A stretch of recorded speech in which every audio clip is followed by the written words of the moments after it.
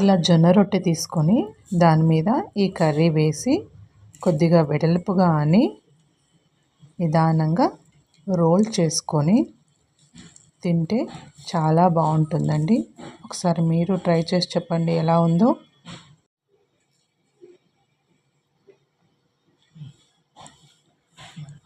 ముందుగా కావలసినంత కందిపప్పును తీసుకొని నీట్గా కడుగుదామండి.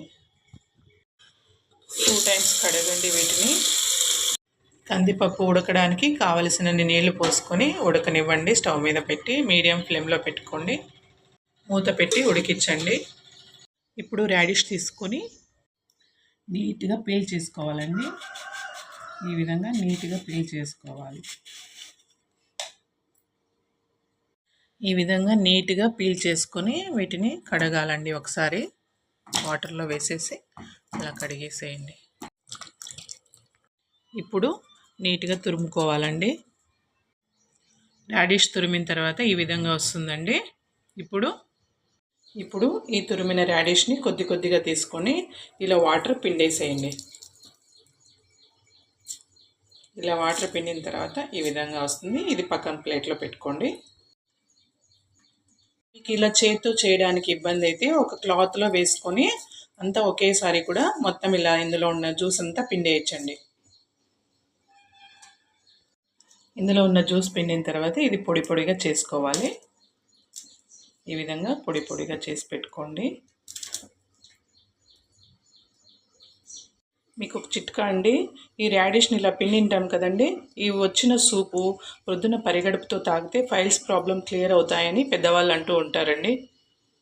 ఇప్పుడు ఒక ఆనియన్ 2 మీడియం సైజ్ టమోటా తీసుకొని కట్ చేసుకోండి. ఈ విధంగా ఆనియన్ టమోటా కట్ చేసి పెట్టుకోండి. ఇదిగోండి కందిపప్పు ఇలా ఉడికితే చాలండి. ఇప్పుడు నీళ్ళు వంపేసుకోండి ఇందులో ఉన్నవి. ఇప్పుడు కొత్తిమీర, రాడిష్ ఆల్రెడీ కారంగా ఉంటుంది కదా, కొంచెం కారం చూసి వేసుకోండి. పచ్చిమిరపకాయలు, వెల్లుల్లి రెబ్బలు, ఇదంతా మిక్సీ పట్టండి.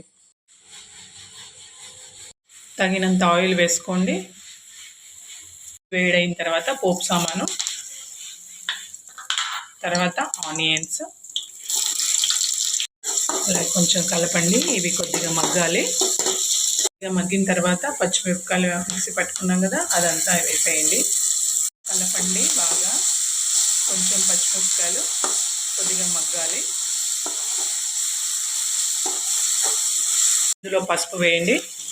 కలపండి. పసుపు వేసి కొంచెం సేపు కలిపిన తర్వాత పెట్టుకున్న 2 చిన్న టమోటాలు వేయండి. కలపండి. కొంచెం టమోటాలు మగ్గాలండి. మీద మూత పెట్టి టమోటా మగ్గనివ్వండి. ఇలా కొద్దిగా మగ్గిన తర్వాత ఈ తురుము పెట్టుకున్న రాడిష్ని ఇందులో వేసేయండి. కలపండి బాగా. తాళింపు అంతా మొత్తం బాగా మిక్స్ చేయండి. ఈ విధంగా కలిపిన తర్వాత దీన్ని చిన్న మంట మీద ఒక 5 సెకండ్స్ వదిలేయండి. మధ్య మధ్యలో కలుపుతూ ఉండండి, అడుగంటకుండా. చిన్న మంట మీద పెట్టి మగ్గించుకోవాలి. ఇందులో సరిపడా ఉప్పు వేసుకోండి. కలపండి.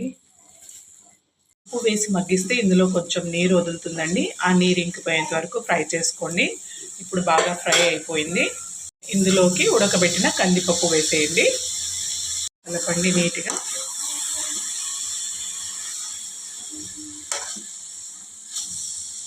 ఈ విధంగా కందిపప్పు వేసి కలిపిన తర్వాత మూత పెట్టి ఒక 2 సెకండ్స్ వదిలేసేయండి.